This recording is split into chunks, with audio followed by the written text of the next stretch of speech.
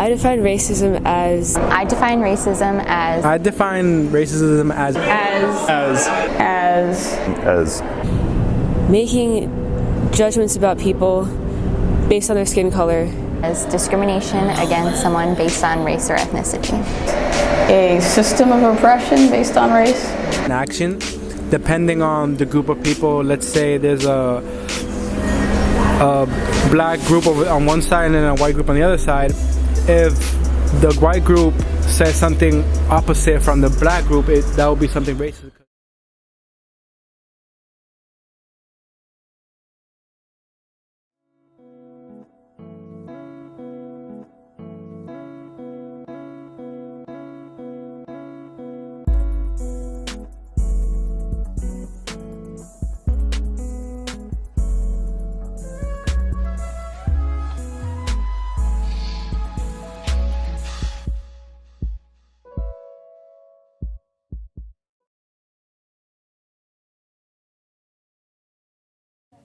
Let's begin at the Visitor Center. The pamphlet provided states that Northeastern University has 18% international students, 33% students of color, and 49 to 51 male to female ratio. Northeastern University provides 3 multicultural centers: the Asian American Center, John D. O'Brien African American Institute, and the Latino-Latina Student Cultural Center.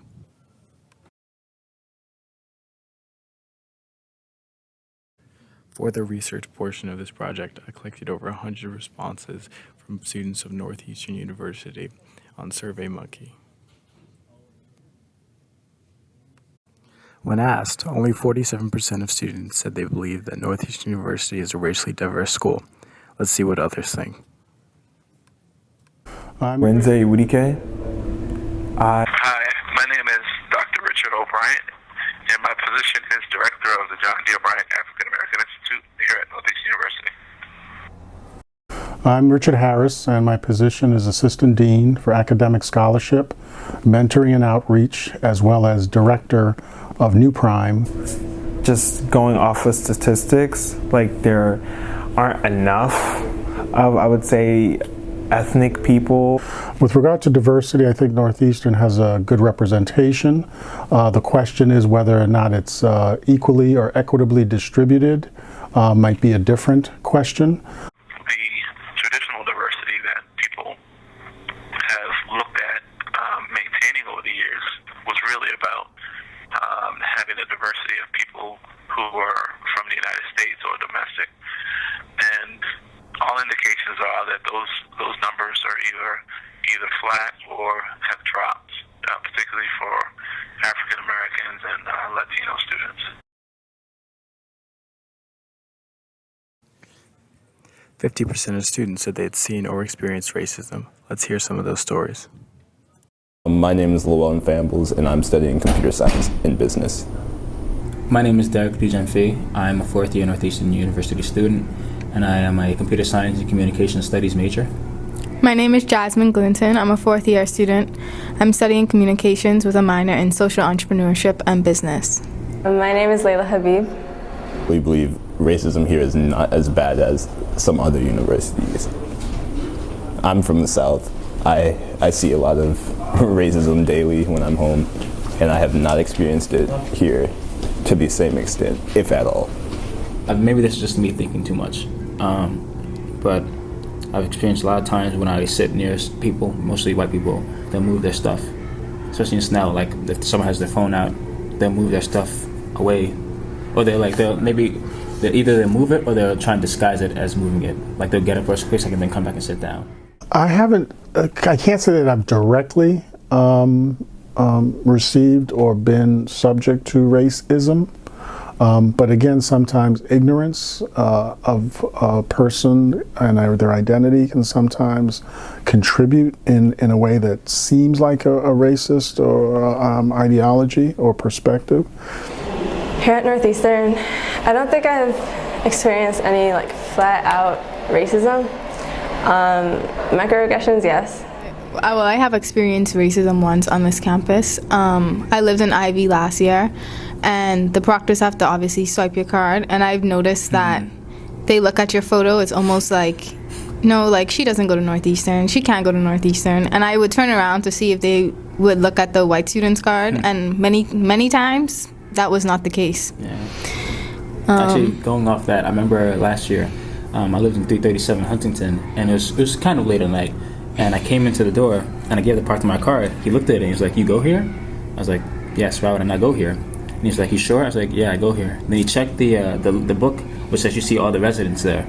And he checked. I was like, "Okay." I waited. I was like, "Really? You doing this right now?" So he checked. He was like, "Oh, sorry, I just have to check." And that's the first time that's ever happened to me, but I know if it was a white student coming in at that time, and it was only like 1 a.m., he would not have checked that.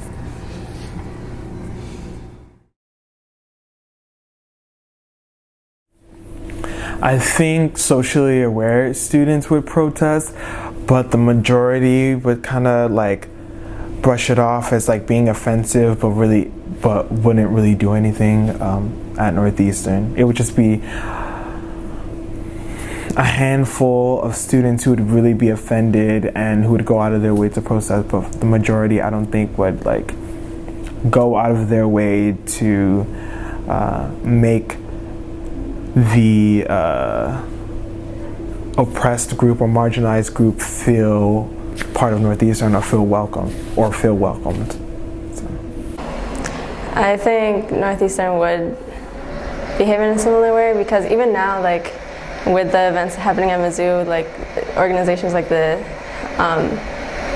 NBSA and other African American and African people of color groups have come out to speak in support of those at Mizzou. So I do think it's possible that they would react in the same way, since there's a support group.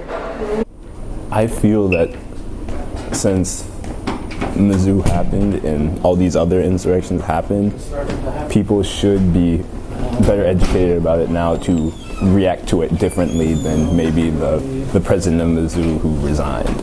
I feel like if our school's president saw this event, he'd step in.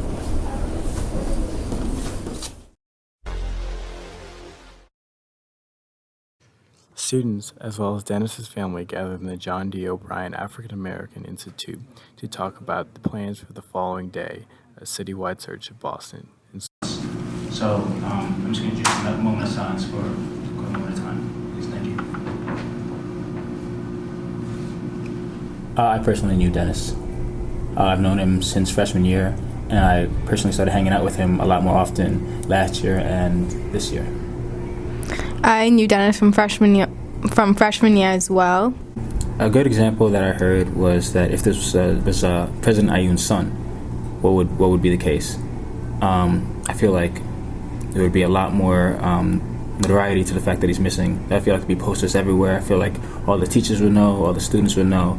But it seems that with Dennis being missing, only the black community knows. And if the white community does know, it's something that or the white or any other racist community does know. It's something that just gets brushed off very easily, very quickly. For instance, I was handing out flyers or putting flyers on the computers at Snell, and some of the students ended up using some of the flyers as mouse pads. And I feel like if it was another student of a different color, that would not be happening. I understand the school's position on not wanting to have that public image, but I also feel like it's one student, and students are not going to choose to not come to Northeastern because of this. Because it's not like this is a case independent to Northeastern. Students go missing all the time. The picture, I'm not sure if you saw the flyer, but the flyer they used of him, his picture kind of looks like a mugshot. I don't think if it was a girl or a white girl or a white boy, that would be the picture they used for him. And to me, it's a little bit ridiculous. Let's see how Islamophobia compares to racism following the Paris attacks. I identify as African American and Muslim. Islamophobia. I haven't experienced Islamophobia much, and that may be because I don't wear the headscarf, and so people don't really know that I'm Muslim unless it comes up in conversation or I say, oh, I gotta pray. I feel that I'd be discriminated more because of my religion rather than my race, because I feel that the thoughts that are behind Islamophobia and such things, they're much more dangerous in a way than because you think of Islamophobia, you think people thinking Muslims are terrorists, Muslims like 9/11 did all these things, they kill people, they do suicide bombings, all that stuff. So it's more of a dangerous threat. I feel like you can't call one worse than the other because they're both parts of a person's identity. In conclusion, only 1/5 of the Northeastern community is uncomfortable with talking about racism. While this may be a problem now, hopefully in the future, we'll see those numbers decrease to nearly 0%. Because if we're ever going to solve an issue as large and systematic as racism, we're going to need everybody on board. I'd like to thank everyone that helped me with this project, whether it was providing an interview or answering my survey questions. I appreciate it all.